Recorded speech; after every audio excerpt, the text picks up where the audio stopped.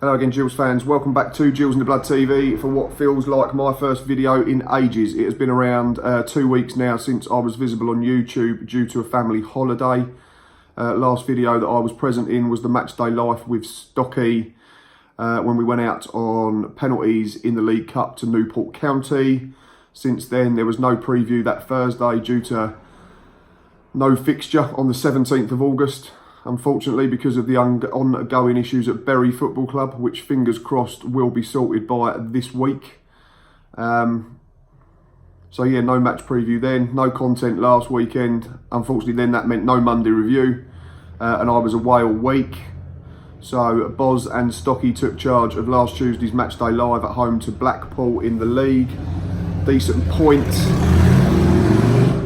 Sorry about that, but frustratingly, we let a 2-0 lead slip. But yeah, really enjoyed watching the matchday live back on Wednesday evening. Was convinced still that we were going to pinch a late winner. It did resemble the Alamo from what I watched. But it wasn't to be. But yeah, a really good point against unbeaten Blackpool. And then we moved on to this weekend. But we'll go right back to the beginning of last week and work our way towards obviously the most recent game, which was this previous Saturday, Coventry away.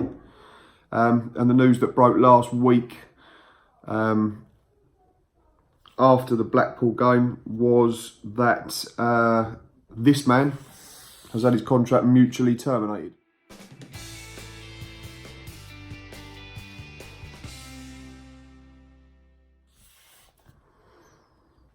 That is, of course, Darren Oldacre, central midfielder, technically very good. Burst onto the scene 4 years ago now, I'd imagine, under the tutelage of Justin Edinburgh, God rest his soul. Gave him his big break during the 2015-16 season. Played a big part in the 2016-17 campaign early on when we beat Watford at Vicarage Road on that magical night to earn a trip to Tottenham Hotspur in the League Cup. But for one reason or other, despite clearly having all the technical ability in the world, it seems that Justin himself and then Adrian Pennock, Steve Lovell, and now obviously Steve Evans has, for one reason or another, decided that they don't trust him to play regular games. So it seems it's been agreed between the football club and Darren himself that it's best for all parties that he moves on, gets himself a club where he is going to play regular games. I tweeted last week upon the news breaking that he does have all the natural ability, and if he gets his head down and he gets his head right and he works hard, he can be anything that he wants to be. I genuinely believe that. So it'd be interesting to see where DJ does end up, unless I've missed it over the last few days being away, and I'm sure someone will correct me if I have. Then he hasn't got a new club yet, so we wish DJ all the best for the future. We'll try and keep an eye on his career and see how he progresses or not. Is a bit of a shame, I think, because like I say, we did have high hopes as a fan base. I think that he was going to be the next one off the conveyor belt that had the chance to be another Bradley Dack, but for one reason or another, that's not the case. But yeah, Tuesday night, Wednesday morning that broke. I think he was at the game, and that game, of course, was Blackpool, which finished 2-2. Alex Jakubiak at the double, which means he's now our top scorer this season with 3 goals. Only scored twice last season on loan at Bristol Rovers, so he seems to be the go-to man at the moment if we need to hit the back of the net, which is good to see. First goal, looking at the highlights, a really smart finish into the bottom corner, and then the second one creates himself a bit of space with a drop of the shoulder and gets a bit of luck. Too much pace on the shot, and the keeper sort of palms it into the corner of the net. And then we did what we've done all season, unfortunately, and that was concede twice in the last 5 minutes of a half. So a really, really good performance for the majority of the first period. Looking at social media and what Stocky and Boz said on the matchday live was all undone, unfortunately, when we conceded twice in the last 5 minutes to go in level at the break. And despite what seemed like hundreds of corners second half, watching the matchday live, we couldn't force one over the line. Another keeper made a good save. It looked like we had one cleared off the line. But yeah, Steve Evans spoke of the fans playing a part and it being a really good performance. It's just frustrating that we couldn't see it out and earn ourselves 3 points. In terms of other rumours after Blackpool, I think I read somewhere again, if this is completely untrue, then shoot me down, no problem. But I believe Bradley Garmston and Gabriel Zakuani have been told that they can leave the football club potentially. That is the whisper. So again, that should free up wages to bring in other players that Steve Evans and Paul Rayner and his staff feel are going to play games, are going to benefit the football club, are going to take us forward to the next level, whatever that is. I don't understand the Bradley Garmston one, I must admit, because he played most of pre-season and we don't have a left back. So one to keep an eye on, but just does seem very strange for me. The other one, Gabriel Zakuani, captain ever since he's been at the football club until this year. Probably fourth choice centre back now, probably on decent wages, just surmising. So if it means that we can free up a bit of cash to bring in someone somewhere else in another area, and Jack Tucker then steps up to be the fourth choice centre back, then that does make sense. As much as I love Gabby Zakuani, he is, and I'm sure he wouldn't mind me saying this, he's in the veteran stage of his career now. But who would we need to bring in if we do lose them? Clearly a left back. If Bradley Garmston leaves, then if Jack Tucker probably, as I say, would step up as the fourth choice centre back. If Gabriel Zakuani did leave, I think we'd be all right there. We definitely need a striker.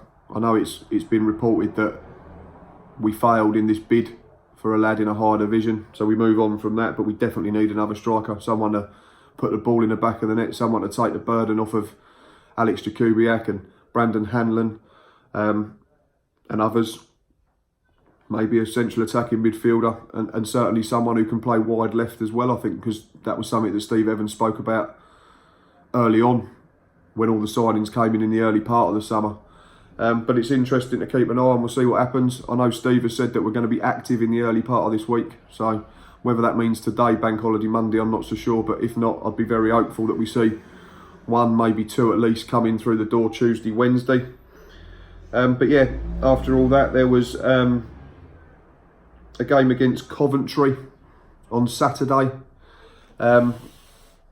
Not the best first half performance by all accounts, reading Monday's Medway Messenger, reading social media, talking to fans that did go, or reading their comments on our Facebook page.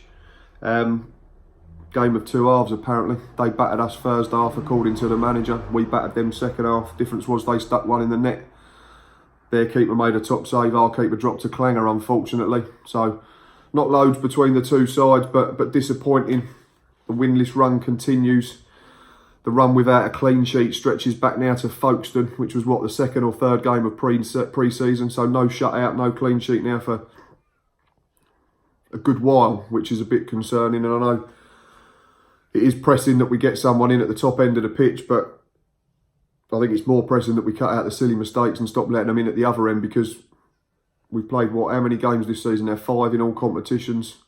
Coventry was the first time we've not scored in, so we scored 1, 2, 3, 4, scored 6 in 5 games, but we have now conceded in every single one, conceded twice in 3 of them as well, which isn't the best. So yeah, if we can cut out shipping them behind us, then hopefully we'll still create enough chances going the other way to win football matches. And as I say, no wins in 4, which is annoying. This season was meant to be very different, according to what we were told. We were going to be looking at the top end of the pitch, top end of the League One table and challenging. It's not quite gone to plan so far. By no means am I writing us off, but the longer that run goes without a win, the more tricky it becomes, I imagine. And it just seems that Tuesday and Saturday follow the same pattern that I've done for pretty much all of our games so far, which is we look really good in patches, we play really well in spells, we then switch off and concede, which costs us, end up on the back foot, and probably have less points than we may deserve. But joys of having the window open when it's hot.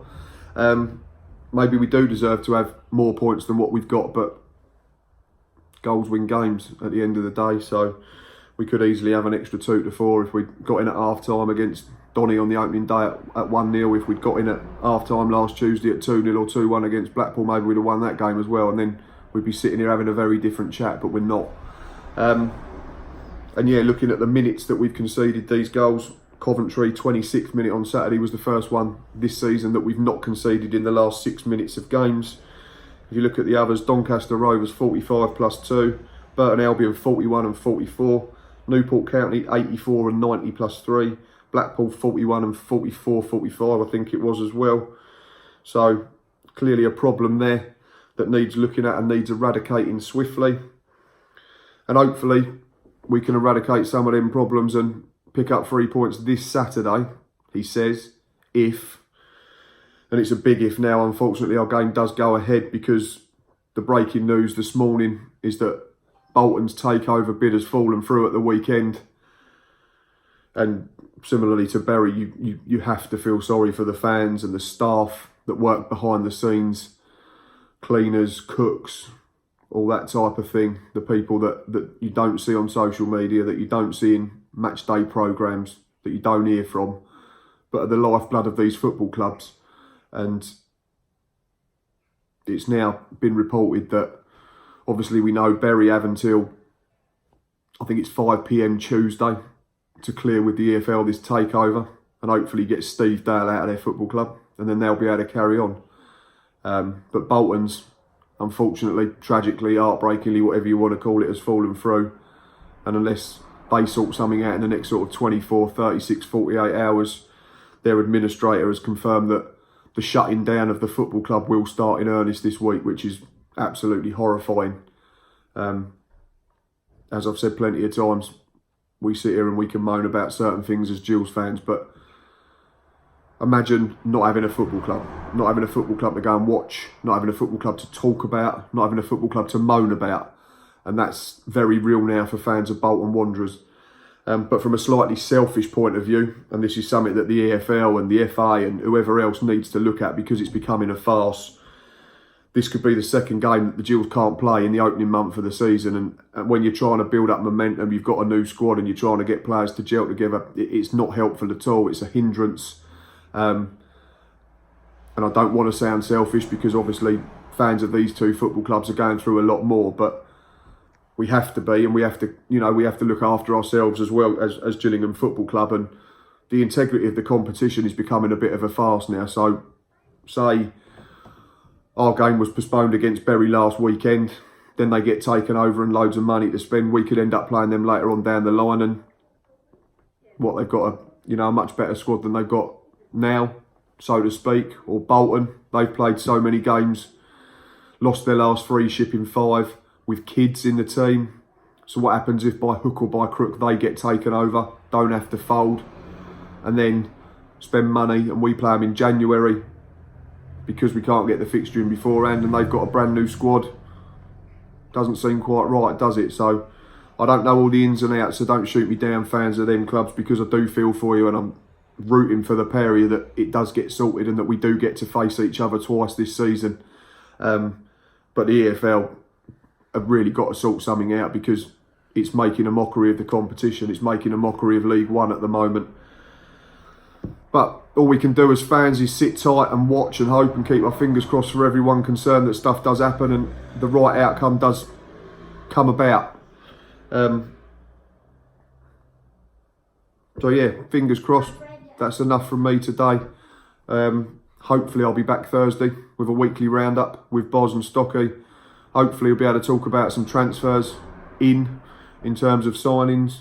And more importantly and more pressingly, hopefully we'll be able to confirm that Bury Football Club are still alive and kicking. And hopefully, again more pressingly, we'll be able to talk about a match preview for Saturday when we're due to face Bolton Wanderers at the Priestfield. As always, thanks for watching. Thanks for listening. I'm sure you've enjoyed the break from my voice and my face. You know where we are. You know what to do. YouTube, Facebook, Twitter, Instagram. And until next time, up the Gills.